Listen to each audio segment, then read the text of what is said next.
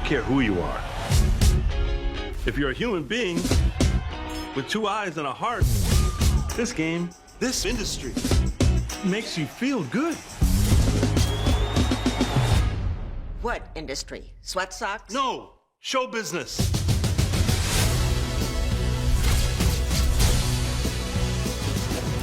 Hey, Dr. Bus. I'm going to buy the Lakers. Ah, no kidding. Welcome to sunny Los Angeles.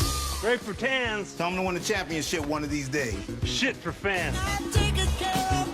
We are trading in an empire of real estate for what? The entire league is on the verge of bankruptcy. Shut up, Frank. Dad, I want to work for you. All right, let's have an interview. Summer draft. Right, the Lakers get top pick. Right, so who do I pick? It's easy. The show-stopping, Local phenom, naturally gifted, urban magic. Do not use that nickname in this house.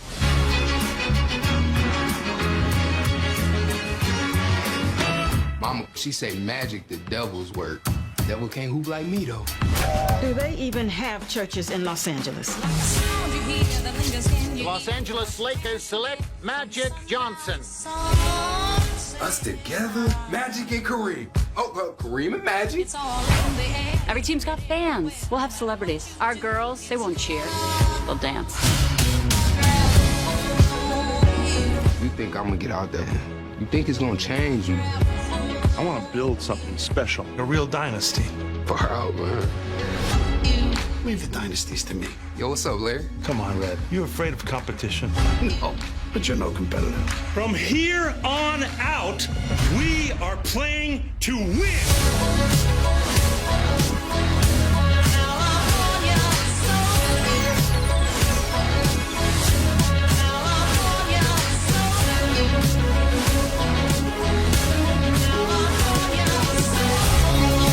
Remember who you are and where you come from. It's my family. You don't have family, you have fallout. We've got a shot here to win it all. You know how rare that is? What do you want for your future? Everything. It's showtime.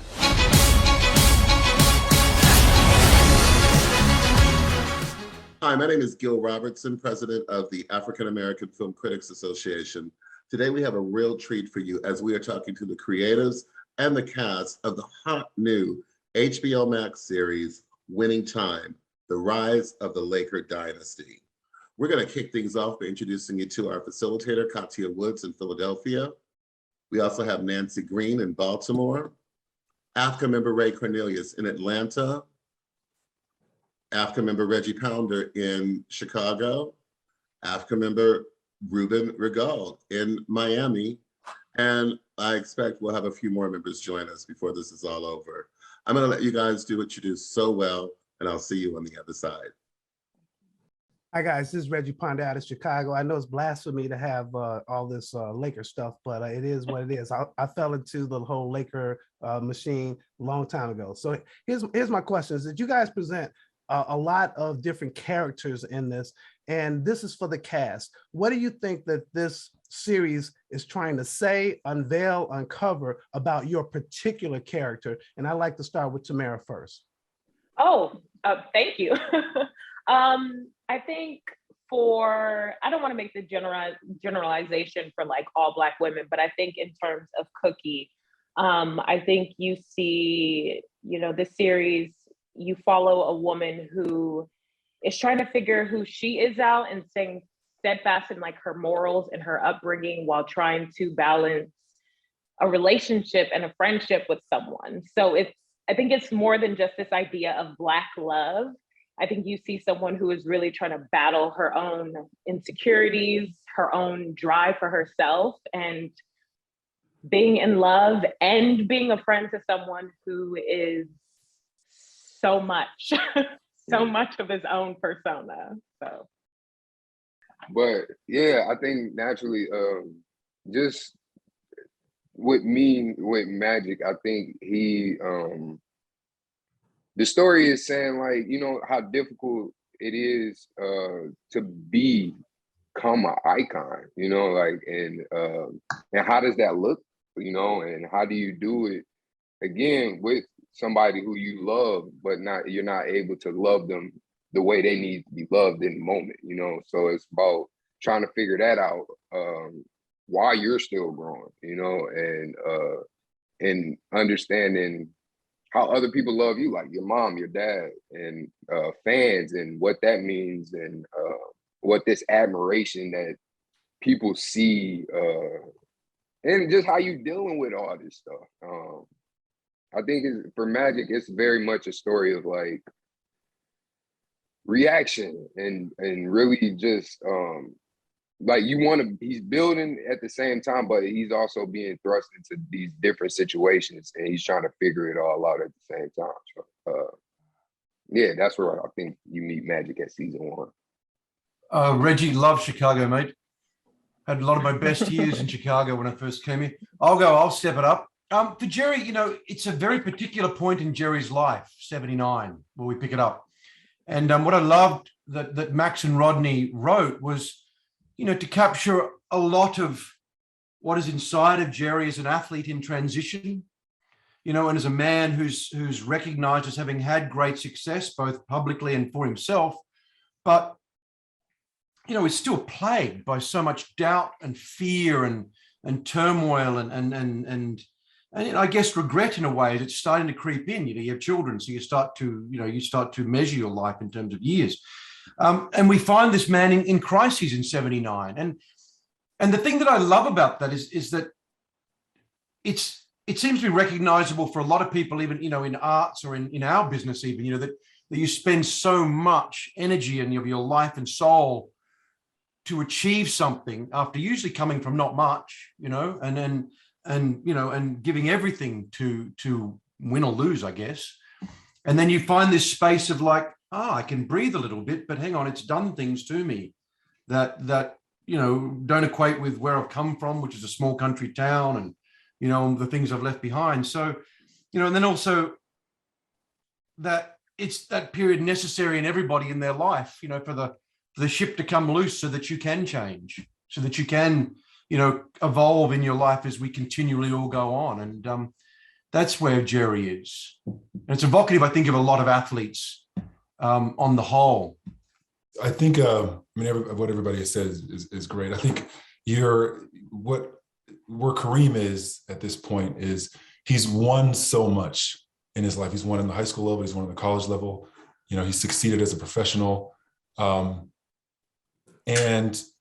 he's someone who is constantly trying to look at the different elements of life beyond just who he is as a basketball player. You know, I think one of the most absurd things that we do as humans is make assumptions about what we know or what we think we know about other people. And he's a hyper visible person, 7'2", since he was a high schooler, in the spotlight, right? And he's hyper visible in Hollywood, right? On this within this organization that is in the midst of so much change. And so, you know, I think, you know, I guess your question was, what do we hope people take away from it? You know, I think just how absurd it is to make assumptions about what we think we know about people, right? You know, and I feel like Kareem has like constantly fought against this notion of being one-dimensional. You know, he's a social activist, a writer, et cetera. But, you know, but it's like you're distracted by the fact that he's 7'2" and this brilliant basketball player. And so just these people have full lives beyond what you see on the screen. And so, you know, maybe people will judge less, I guess, hopefully. Mm-hmm. For Norm, where you see Norm, you know, catch him 79, he was on the team 2 years prior. So I think what I think I want people to take away from is his inherent competitiveness. Magic comes on the team, threatens his position. They had one. And I feel like my character goes through an arc of finding out how we're going to work together, because it didn't happen before. And now this new guy comes in and, you know, he's a hot shot, but he's a phenom. And I think that my dad obviously knew how great of a basketball player Magic was, but it was more of, you know, I know everybody talks about the one-on-one scene where we have a lot of tension, but I feel like that was kind of a hazing process, like more of a big brother relationship. So it's more along the lines of how we're going to work together and get this W. And I think that my character arc and the way me and Magic's relationship evolves throughout the series, people will take that away. And I think that, you know, the writing was great, and I got a chance to give my dad kind of a name, because a lot of the great basketball players on that team were kind of overshadowed by the career. That's what you think about when you hear Showtime.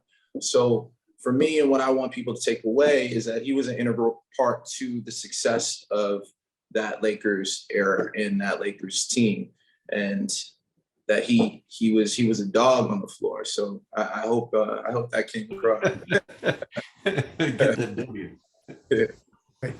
Thanks, you guys. No problem. Yeah. Ray Cornelius here with Upfront Inside Atlanta's entertainment industry. Devon, I want to go back to you and talk about, you playing your father, and how much time did you spend with him talking about how to play him? I mean, this has got to be a dream come true for you. You know, I can go into this elaborate thing about how I went method, but that's absolutely not true. It's my dad. I grew up with him. So, you know, I definitely spent a lot more time in this whole process. It made us closer. My dad's very nondescript, very, you know, he won't laugh if something's not funny.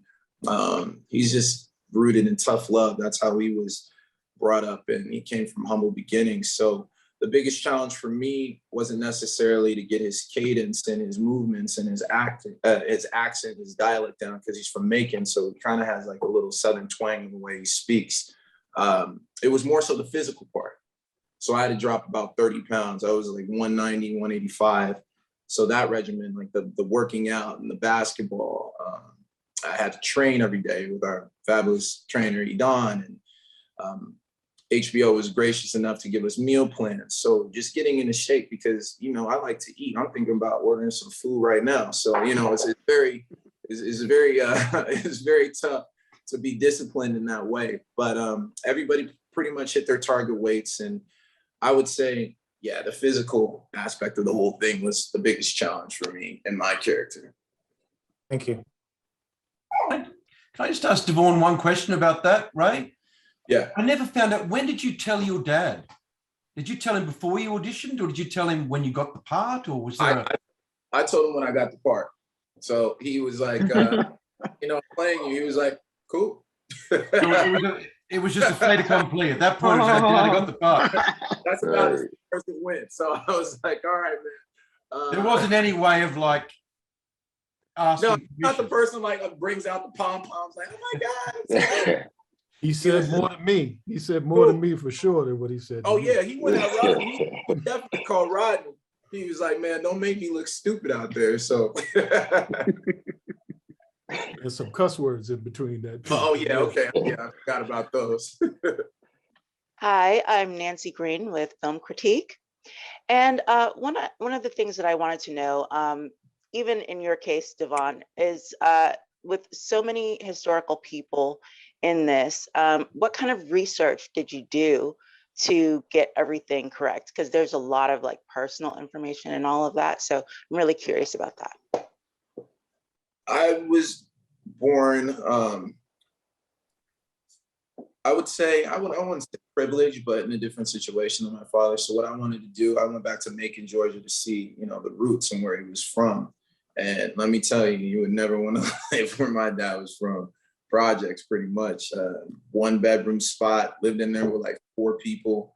So I went back, chilled with all my cousins, and I just watched a lot of old tape, you know, because the way that we dribble now in the present day NBA is completely different from the style of play back then. You know, it was very basic. You know, a lot of people like to dribble around, shoot from half court like Steph Curry. You know, I mean, we didn't even have 3-point lines at one point.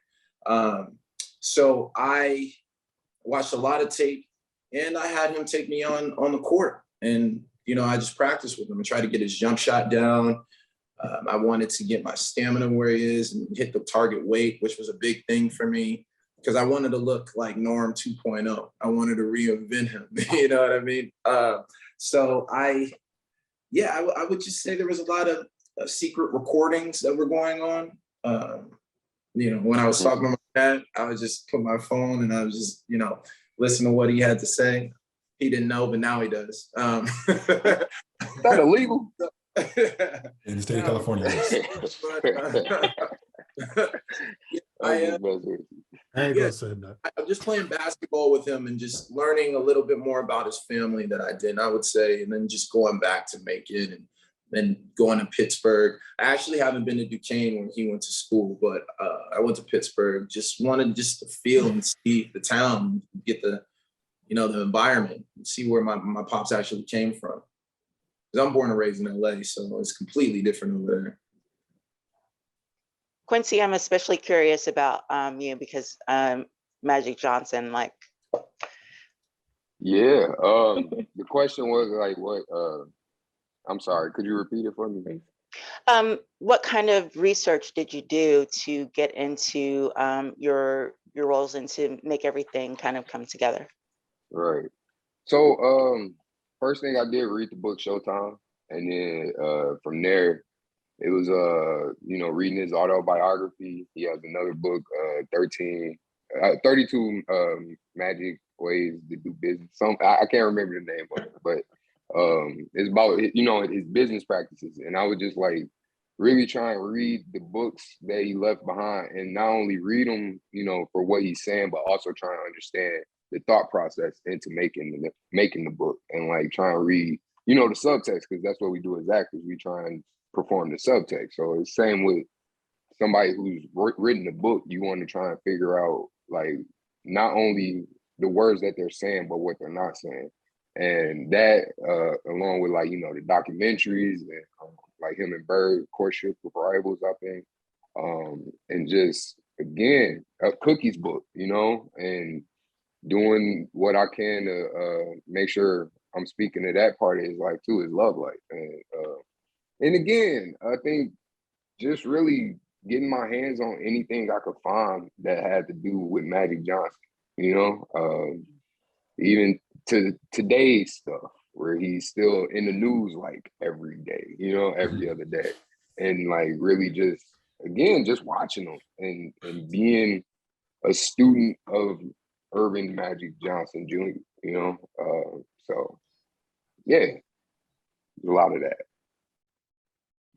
Thank you. Thank you. Yeah, this is really enjoyable. So yeah, great show. Good. Hi, Katya Woods, Cup of Social, the Philadelphia Tribute. Unlike Reggie, I am a loyalist 215 to the day I die. Talking. You know, I grew up in that era. I was, as I just stated, lifelong Sixers fan. And, you know, for us, the Lakers it's like Lakers and Celtics and, you know, never to be resurrected. So I'm really curious because fanship has changed. You know, I grew up in the era we root for where you're from, the region. It's East Coast versus West Coast. And it's really odd to me to see people in my region. And I'm like, do you not know our history? Right. So talk a little bit about just learning about fanship, you know, because we didn't have ESPN. It was pretty much your news, Sports Illustrated, and then the sports section of the newspaper. And what we knew about these guys, other than them paying for the opposing team, was very little. Do you know what I mean? I mean, other than I remember seeing Norm and Magic on Soul Train. That was like a big deal. So talk a little bit about in terms of research and learning about fandom. Devon, I'd like you start. Wait a second. I never knew my dad was on. Yes, ask your father. They were Soul Train. There is a YouTube video probably out there with your dad and Magic, and I forgot who the third player was. That is dancing on Soul Train. This was in, Earth, Wind, and Fire. Early 80s. Dancing to Earth, Wind, and Fire. Yep. No way. Happens right after the title. Right after the title. It's wild. Yep. Sorry, I got flustered for a second. Wait, can you repeat that one more time? What was it? Was the dog barking.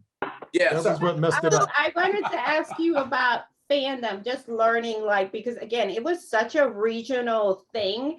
Yeah. And the Lakers weren't loved like they are now. Like if you came to the East Coast, it was a problem. Do you know what I mean? So how did you prepare that in understanding their role? Reggie, you different, but with their role and in terms of like just understanding how they were received outside of Los Angeles. Well, so I wasn't born I was born probably around the height, like 83. So that didn't register to me until I actually got older. But I always knew about Celtics. I always asked my dad about the Celtics, where they played in the locker rooms, and he just said it was just nasty. And they recreated that, and they just made us feel Max and Rodney, like with the set design. It was just nasty, dead spots on the floor, and I knew that they were always diehard fans. I didn't really see the love of LA until I got a little bit older. And then I realized that the fans are crazy. Like I tell this story all the time. I never really realized how much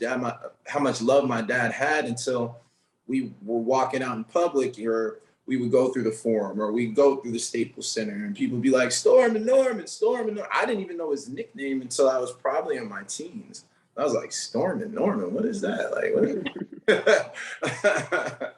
You know? So I didn't really understand the love until I was older. But now I just think that with Jerry Buss being such an innovator, and like me going back and watching the show, there were a lot of things that were revealed to me that I actually didn't know. And him sitting the celebrities on the floor, and, you know, the Forum Club and all of that. So I think that created more so, I think that was pretty much responsible for, like, you know, the umph in the Lakers, you know, love and the love for the city. I think it brought everything back, because I think, Max, you mentioned something that the ratings, golf was beating us out. Golf was bigger in the ratings, and the finals were aired on tape delay. Like in LA, the finals this year in 1980, when the Lakers played, they aired at 11 at night after the news, because the news was a bigger deal. 11:45. Yeah, so the fan, it wasn't crazy like that back then. So I can't really speak to that. All I know is, you know, my era of Lakers basketball was like Nick Van Exel, Eddie Jones, Cedric Sabonis, you know, those cats, Vlade Divac. So I got to see that. But back in the day, yeah, like Max was saying, I knew that the fans for the Lakers kind of sucked. I'm glad we're good now. Though. What about you, Quincy? Because I know Philly was really hostile. Now I'm going to age myself. The Spectrum. Bad boy. So, you know, all of that, you know what I mean? So talk a little bit about just learning how the Lakers were viewed outside of Los Angeles. It wasn't always this love fest. Yeah, I mean, me growing up in Michigan, right, and my dad, he was a Pistons fan. He was a Bad Boys Pistons fan. But I didn't realize how good the Pistons were, you know, and I love Shaq. Like, people used to call me Baby Shaq all the time. So I was like, that's my favorite player. So I just, wherever he went, that's where I was going. So when he was a Laker, I was like, all right, cool, I'm with the Lakers. And then he moved to Miami. I was like, all right. And I think in my adult life, I'm trying to get back to being a Pistons fan, because I'm a Lions fan already. I know. Well, we got a nice little squad. Sadiq Bey just dropped like 51 points. So I'm like, you know, Cade Cunningham, he might win Rookie of the Year. They got a nice young squad. So I'm like, I'm trying to be a Pistons fan. But it's hard to watch them because, like, they come on so early. And it's like, you know, so by default, I'm a Lakers fan right now, but I'm working on that. You're getting those nice seats right now, so that's that helps. That's true. That's very true. You're not lying. Max, any thoughts? You seem to be having some thoughts, but you're leaving out some important history. But I'm gonna let you redeem yourself. Oh, me? Wait, leaving out important history about regional basketball. Well, you just give it some time in this season. We might find ourselves in the Spectrum with some great details. We've got there's some good stuff with Dr. J. I mean, I think our show, what's so fun about it is being able to not just look at it as like a little mini series where we're trying to hit the big beats of an entire decade in one season, because we're telling it at this pace where, I mean, this first season, you know, and hopefully we have a chance to do more, but this first season takes this first year, this first season of the Showtime Lakers dynasty, and in their world is everyone and everything you're talking about. You know, there are a window into it, but there are a window into the entire NBA, into this era. And because we're not just trying to speed through time, and we're really doing what everyone talked about in terms of trying to present all of these individuals as multifaceted, layered characters, all the players, all the management, all the, you know, people in the front office, everyone, it really gives us a chance to start to peel back all the layers of the people and also of the era and see really fun details about, you know, the way the NBA was, the way each of the different cities felt. When we go to Boston, it feels a certain way. When we go to Philly, it feels a different way. It all contrasts with this sort of very specific kind of show that starts in LA, which now we know is kind of, that's the sort of archetypal thing that you find in any area. I mean, we all went to Cleveland a few weeks ago for the NBA All-Star game, and the All-Star game now feels like it couldn't have existed without this sort of flash and panache that Bus and that era, the Showtime Lakers, brought to it, where you had, you know, DJ Khaled and all those guys like doing this giant halftime show, and like that wasn't how it felt. So through this show, we get to take a tour of this whole era and feel all the ways that things kind of evolved.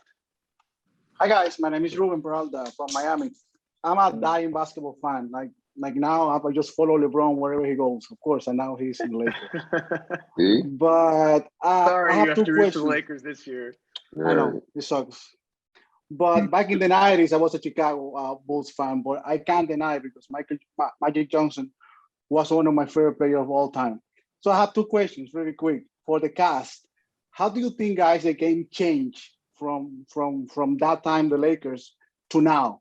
Because we now see a different, like every team is super athletic. Back in the 80s, it was like certain teams who was always the favorites.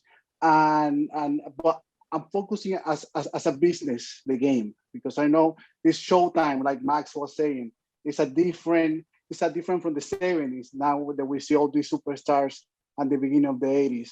And for Ronnie and Max, how hard was to cast these tall black players to be actors too? The tall white ones were hard too. But go ahead. That was a good one. That was a good one. Thank you. The hardest thing was finding actors who could pull it off from an acting and a personality and a character standpoint. Yeah, like finding people who had the likeness is hard, not easy.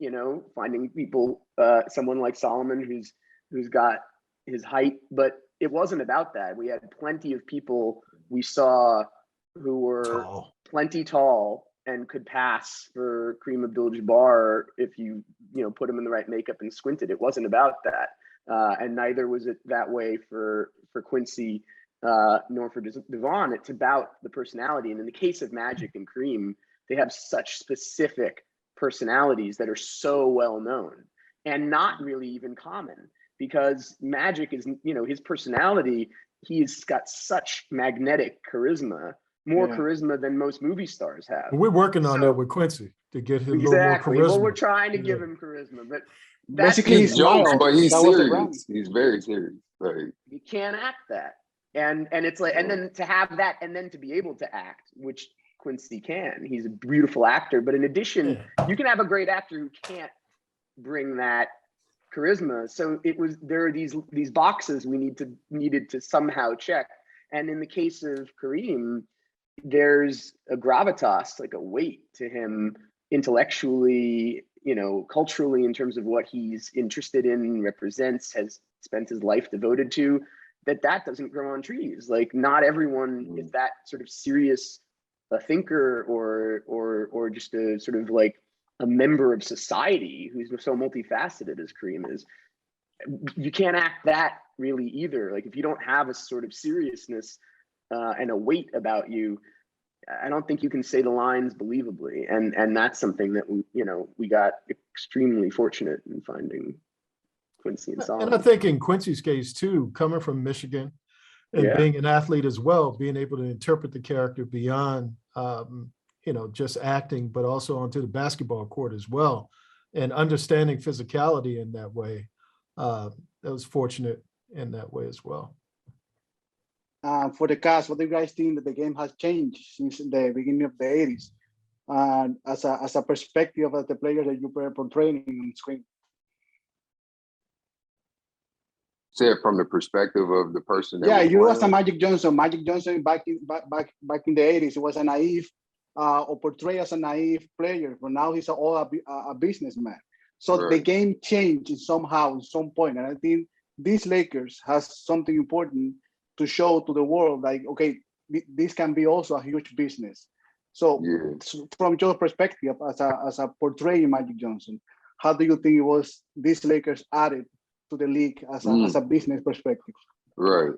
I would definitely say it changed stardom, like this. I don't know, and correct me if I'm wrong, anybody, but like I don't know if like athletes were looked at as like celebrities during this time. Like I know like Dr. J and Will and even Kareem, like they were huge basketball stars. Yeah, Kareem even played in a Bruce Lee movie. At the end of the series.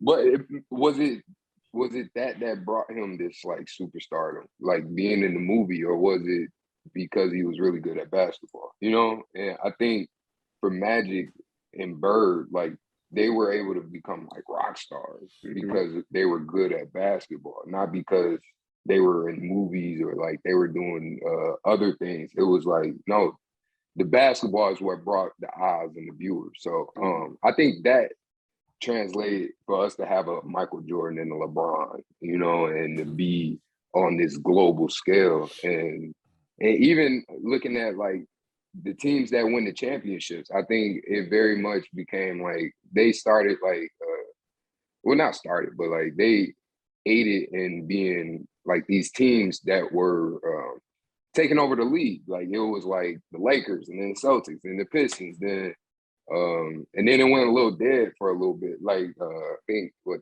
the Rockets and then the Bulls, but I think the coolest thing about the NBA, like today, like this season, you don't know who's going to win the championship, So I think that's also changed in just like the past couple of years, which again is fun as a viewer and as a fan, like to just see really great basketball. So yeah.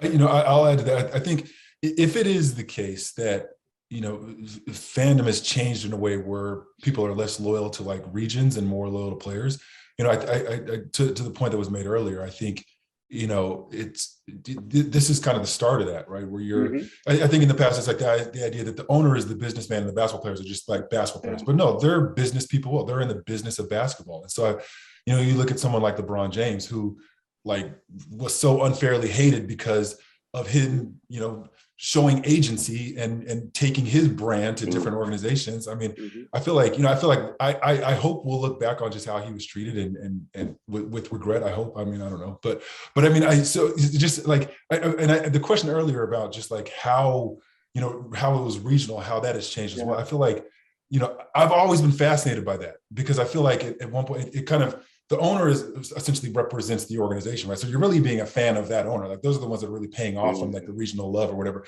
Jerry Buss kind of represents perhaps like the owner that you could fall in love with because the way he wanted to connect with the players, et cetera, and the way he wanted the game to be watched. But I will say, I've always been like fascinated by like Black folks being very loyal to regions and cities. And I'm like, have these cities and regions been that loyal to Black folks? Like just, so I really like this new move towards like watching and loving and appreciating KD no matter where he goes. Well, I think free agency played a lot and to do with that, because when I was coming up to the question earlier as well, in DC, the Bullets were our team. And basically, if you were drafted there, 90% of the players stayed with their teams throughout their whole career. and Spencer Haywood played a role in that as well, with opening up free agency, where now, as Solomon was saying, KD could be on a different team. James Harden has been on 3 teams like last week, it seems like.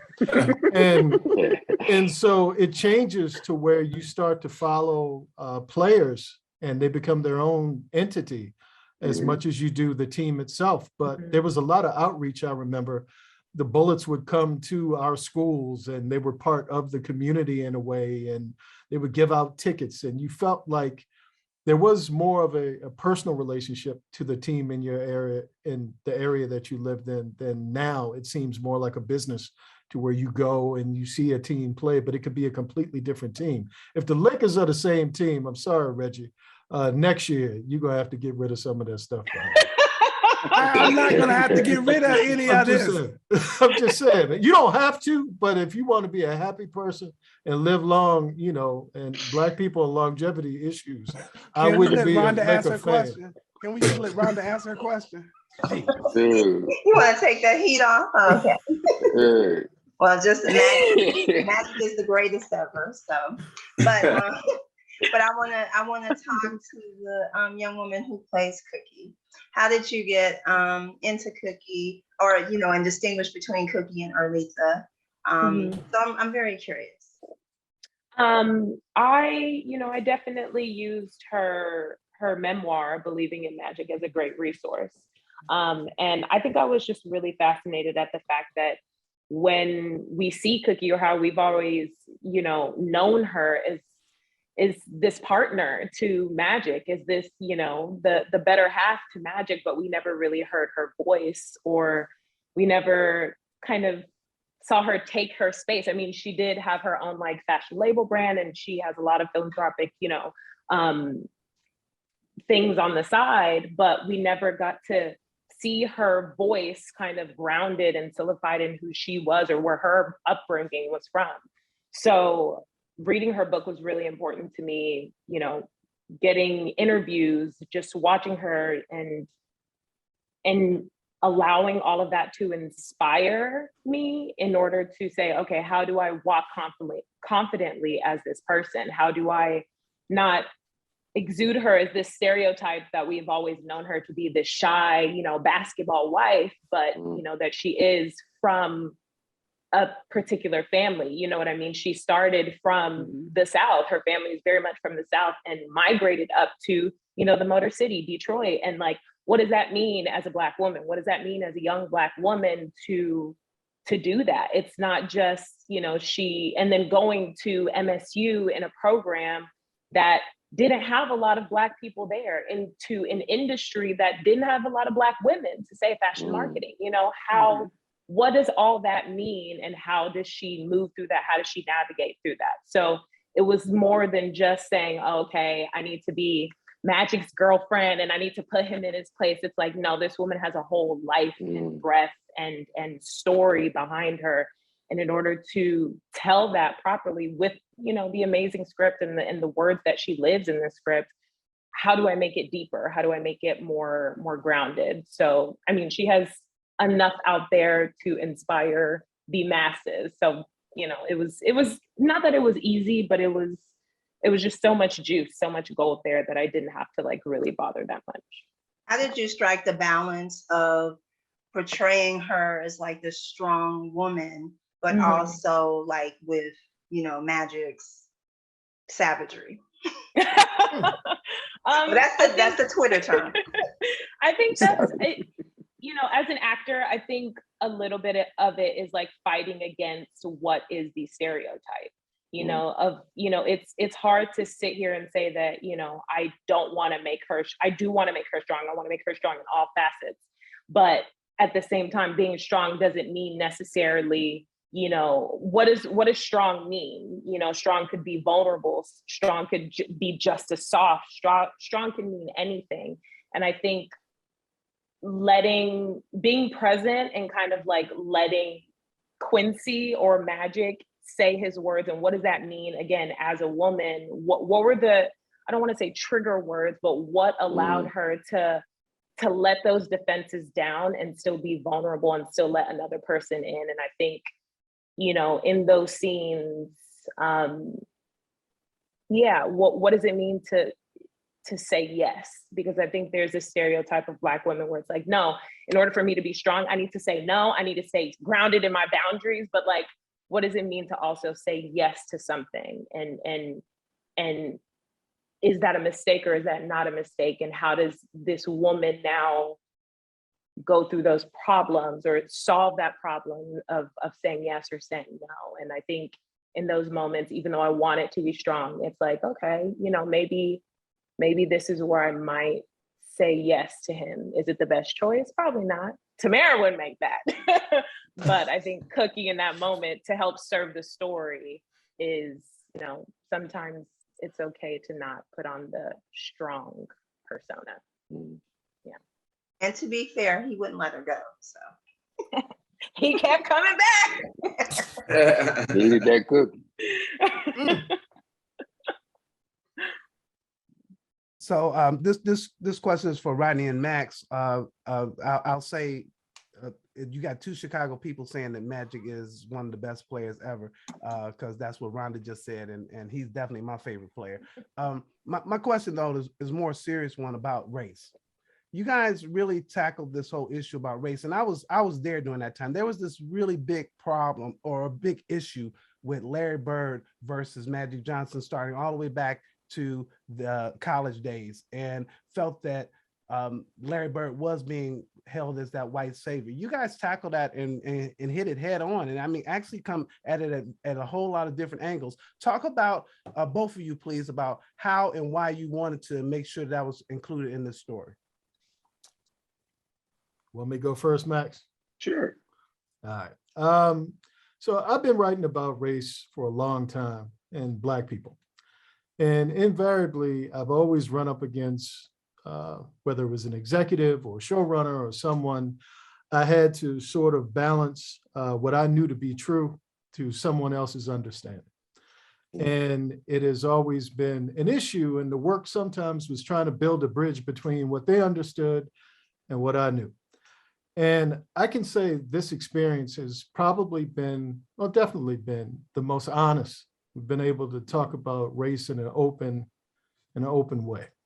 And I'll give it up to Max for that, and having an open mind and, more importantly, an open heart, because a lot of folks probably wouldn't have looked at it the way that this show and we have been able to tackle this subject matter. And it gets deeper as time goes on into the season as well, and hopefully will bleed into season 2. But specifically to Magic and Bird, I grew up in that era, in that period of time. And when you look at 1979, 1980, and where we were as a society, you're not that far removed from the civil rights era. You're not that far removed from the Pan-African movement and Black militant movements.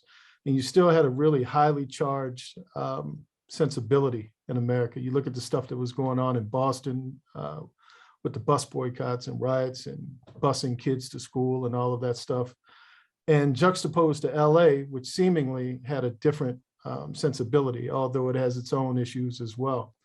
And I think both of those guys coming into the league, when they came into the league, sort of created a narrative of what was simmering under the country as well. If you look at, I use Larry Holmes and Jerry Cooney at the time for a boxing analogy of looking for a great white hope to come in and return boxing back to what some folks, some felt it should have been. I think Larry Bird was held out that way as well, to sort of take back the game from these Black guys and civilize it, for lack of a better word. And that was part of the narrative. And I think to not address that in some substantive way would have been a mistake. And I'm just fortunate that we've been able to capture it in the way that we have.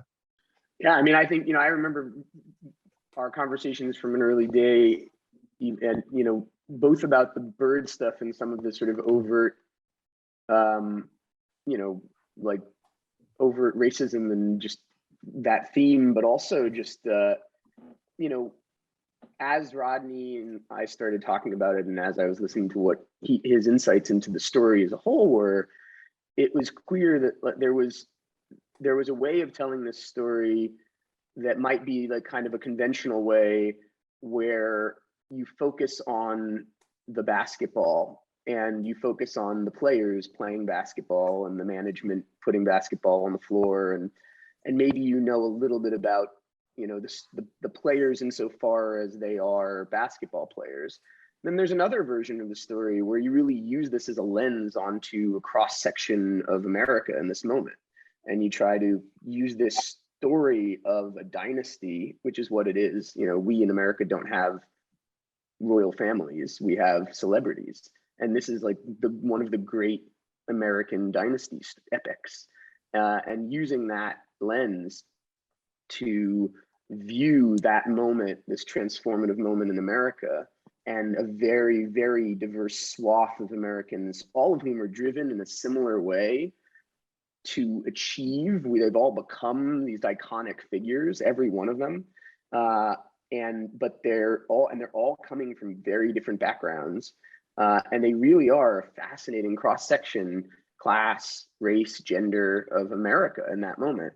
And the thing that really started to get us both excited as we were really talking about how to dig deeper into this narrative was exactly that, like how to use this, not just, we know there's amazing fun stuff that happens and we all love the sort of the flash and pizzazz of like what that era is basketball wise, but seeing that this is actually a lens on all this other stuff that's underneath, that has to do with America in that moment, and this transformative moment was really the thing that I think gets what gets us excited when we're actually talking about the story.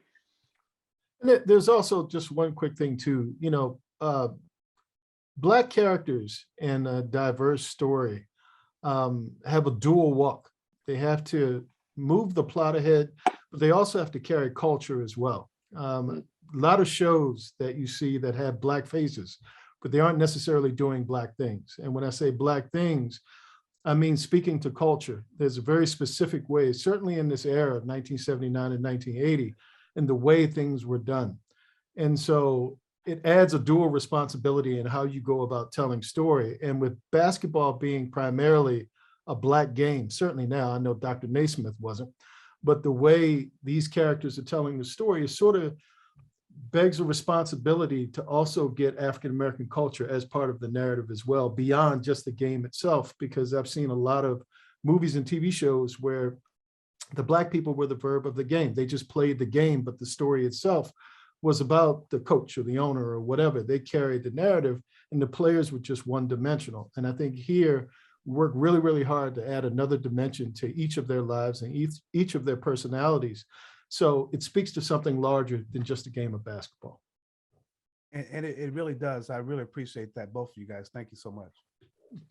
All right, Kathy Woods back again. I'm glad that we're talking about, and I see some of my African members today. We had Harmony and they chose violence today. Rhonda, I see you chose violence today too. But all kikis aside, it is a sheer thing. I know when we talk about Black players, it's always athleticism. When we talk about white players, it's intelligence, right? But at the end of the day, it's the excitement and the athleticism that made the league more interesting and that pushed the league forward and made people want to come. You know, I like just speaking again from my experience growing up, I'm a little bit older than some of you guys. So that, for instance, the slam dunk contest, you know what I mean? It's one of the reasons why I love Dr. J so much is because that additive. So talk a little bit more about what the Black players, especially a lot of what Black players come from the ABA, because they wanted to have the freedom to play how they wanted to play and the way they were used to playing versus that rigorous, very in the box style that the NBA had. Well, I think it was a weird transition because one of the reasons the game was, I believe, the number 5 game, you know, behind bowling or something like that, was because of the Blackness of the game and how that turned off white folks. But I think I'm a Dr. J fan too, and I actually went to the Spectrum back in the day to see Doc play. But yeah, I had to give that to you. I wanted to say earlier, but I am one. Solomon was on a roll. But I think the ability of Magic Johnson in particular and the Showtime offense and Jack McKinney's invention of the Showtime offense was a way of sort of creating a controlled idea of what street basketball was, because you had street basketball itself working its way through the culture and like at the Rucker Park and the ABA and all of that stuff. But like you said, there was this idea of the old timey style of basketball that the NBA was using in half court sets and trying to figure out ways to, in quote, civilize the game or keep it within a certain boundary. I think I always give Dr. J a little bit of credit. I don't think the media gives him enough, but outside of that idea of Dr. J and Darnell Hillman and George Gervin and all of those guys during that period of time, Magic and to a lesser degree Bird were playing to those philosophies as well. Bird was the old guard that played more of a finesse controlled game, whereas Magic and the Lakers were playing an up-tempo game that resembled the newfangled way of playing basketball that I think we see today in the modern game. So I think the Showtime way of controlling it certainly played into how it became more consumer friendly. And then I think ultimately hip hop becoming a part of it as well. Sort of hip hop's relationship to basketball and Allen Iverson and guys like that, I think took the game to a completely different level and made it as cool as it could possibly be. One thing I would add to that is people sleep on Larry Bird's athleticism, right? I feel like one of the greatest lies is that he couldn't jump. And if you're a Sixers fan, you know that he posterized Caldwell Jones. He got lucky that one time. That wasn't where he jumped over it. That was one dunk. I got one dunk. So, well, I will say one of the least popular highlight reels on YouTube is Larry Bird's top dunks. He could jump. He probably was more athletic than Magic Johnson, but I feel like, right, and so was Magic, right? But so I feel like white players adopted that style as well, and I feel like Larry Bird, like this idea that he couldn't run or he couldn't jump, it's fun, right? It's fun to kind of create that, but the reality is he was posterizing people. He was slow. Oh man, we were getting along so well. Thank you. Hey, Caldwell Jones. We were here. We were Solomon crossed over to the other side. I knew it would happen. That's I know, but then you two joined the play of violence. What have I done? Y'all gonna leave Solomon alone, all right? Thank you. Guys, when the show was announced, I remember with the trailer, I got all excited. But many of the main characters of the show in the real life, they rejected whatever is coming in the show, and they even announced another project with Netflix and Apple TV. How did you guys feel, or how do you guys feel about the comments of Magic Johnson regarding Abdul-Jabbar and all these people involved in the show in real life? I don't know what it must be like to have someone tell you they're going to make a television show about aspects of your life, but I would imagine it'd be very weird. And so I don't judge how anyone would react to hearing that and to the awkwardness of what it must be like. All I know is that, and I think I speak for everyone who can then speak for themselves, but I think this show has been made at every level with a great deal of affection and admiration and love for these characters, these people, and everything that they accomplished. So if they do decide to check it out, I hope that comes through to them. Agreed. Me too. I ain't gonna say nothing. Solid. Loved it. That was like a very diplomatic answer. I loved it. Diplomacy is good. Diplomacy is needed sometimes. Yeah. It is very tough. I mean, people, Hollywood also has a history of, rechanging the facts. And when you're still alive and you've still got beating and your kids are there and your friends and your family, it's often going to bring up a lot of, questions and doubts, and they have a right to have opinions and retort to certain things as well.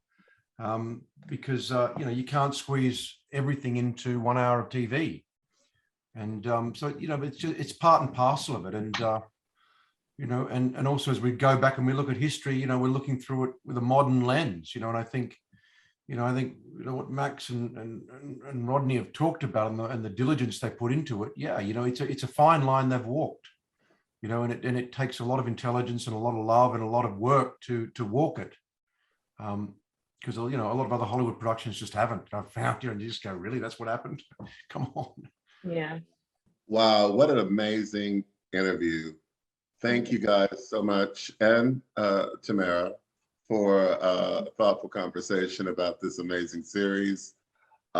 Winning Time, The Rise of the Lakers Dynasty is now airing on HBO Max. Make sure to watch it. On behalf of the world's largest group of Black film critics, thank you for watching this episode of the AAFCA Roundtables. Have a great day. Sorry, Nancy. Thank you. Guys, Yeah, you have no. Nancy